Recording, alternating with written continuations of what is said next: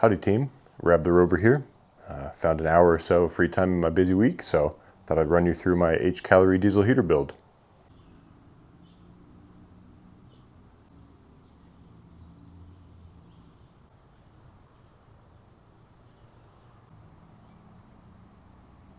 Some pictures up of what a stock one of these diesel heaters looks like before all the modifications are done.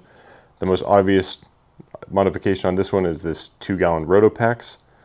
The reason I decided to go with this over the stock container is it holds more than twice as much diesel, and on long weekends when we're camping out of the truck skiing and stuff like that, we'll run it for 12 hours a day or so, and so we just need that extra capacity. Didn't really see a point in carrying the fuel in a separate container, so I figured I might as well just attach it to the heater. It's just kind of bolted on. I bolted the plate onto the actual diesel heater housing, and you can just kind of disconnect it in that typical RotoPax fashion, where you just undo the handle and pull the whole thing off.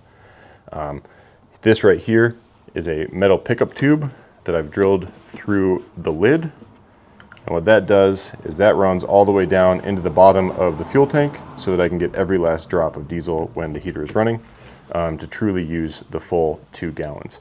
Other than that, it's just the stock hose. It just is going to get pulled through by the pump down into the heater itself. I've got this little clip here just kind of as fuel line management, so it's a little bit harder to snag on things. I can unclip it and pull everything out, detach the diesel fuel tank, and then I can just fill it up at the gas station just like you normally would. Another modification I made was actually the exhaust. I replaced the muffler with this aftermarket one. It's a lot bigger, it's a lot quieter, it's just better in every way. I've just kind of got it hard mounted with this little bracket I made just out of some scrap metal in the garage. Space it out so it is far enough away from the fuel tank to never get it too hot. And I just have it on this tight little elbow so it's snug, close to the heater. It just keeps it as a nice compact unit. The last pretty obvious thing is this tray that it's sitting on. It's just a cheap shoe tray that just happened to kind of fit the dimensions I needed. It's nice because when I'm transporting it, if there's any diesel spills or anything like that, the tray will catch it, keep it from getting all over the camper.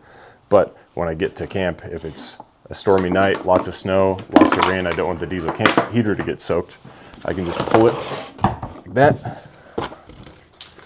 put it on top of the heater, and then bungee cord under and around it, and now it's got a little lid to keep it dry if it's raining heavy. So the idea of keeping this thing tight, compact, streamlined translates over to the interior as well. If we pop her open, you'll see that I kind of have everything we need to get it up and running. We've got a couple of hoses, one for heater into the camper and one for in the camper to kind of redirect heat wherever we need it. We also have the power cable for plugging it into the EcoFlow to get the diesel heater running. We have some diesel heater hangers from upper left Adventure Gear. These allow me to hang the heater on the side of the camper. Very nifty if you're in a tight parking spot and space is kind of limited around the camper. And then down inside of it, we have a spare pump tucked way back in the corner here in case the stock one wears out. And we have the spigot for the RotoPax in case we need to help somebody out who is running low on diesel.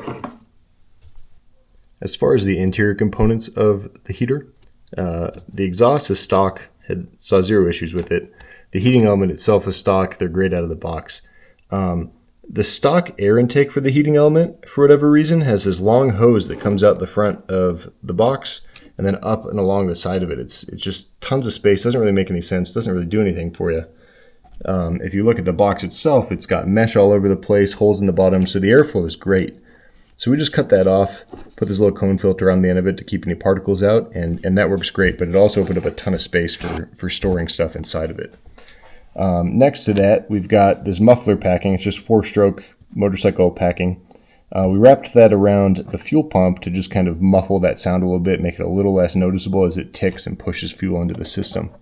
The pump itself is an upgraded pump. They're about $40 on Amazon to get the quiet pumps, and they are noticeably quieter. You still get the tick, but it's much less pronounced.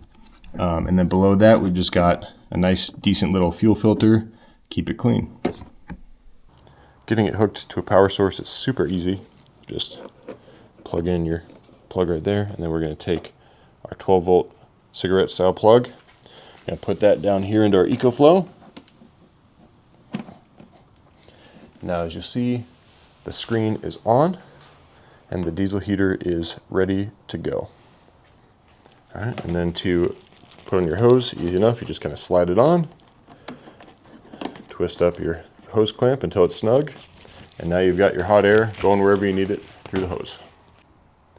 Now these Hcalory diesel heaters also come with a remote control, so you can activate it from wherever you are, plus, minus, you know, adjust the heat, blah, blah, blah. They also come with this really convenient app, so you can actually see everything going on.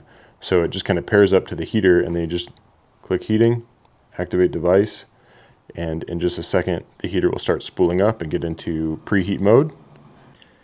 So during the preheat mode, when it's just kind of getting rolling and up to temp, it does draw a fair bit of power. As you can see here on the output, it's 100 to 120 watts. But once it's up and running, I'll get a video of that in a second, you'll see that the output actually drops substantially, and it really doesn't use that much battery. A couple weekends ago, I was out, it was probably 20-degree high, 12-degree low, and we had it running for probably 12 hours, and it only used about a gallon of diesel that entire time. So as you can hear, it's starting to heat up. You can hear that diesel pump going. If you look really closely, you can kind of see the diesel fuel pulsing through that filter there. It's a bit noisy as it starts to get up and running, but once this fan starts spinning and everything's up to temp, usually you can barely hear that pump. All right, not like you can see it, but it is now blowing hot air. Here on the phone, you can see it's blowing at 72 degrees. The internal temp is about 410, and it's got our, actually it's pretty close on altitude too, to be honest, 5,600 feet. If you come down and look at the EcoFlow, you can see that the output has actually dropped to 23 watts. So it becomes much more efficient once it's up to temp and kind of burning on its own fuel. Turning the heater off is also super easy through the app. You literally just click the heater again, deactivate this device, and it will immediately start going into its cooldown mode.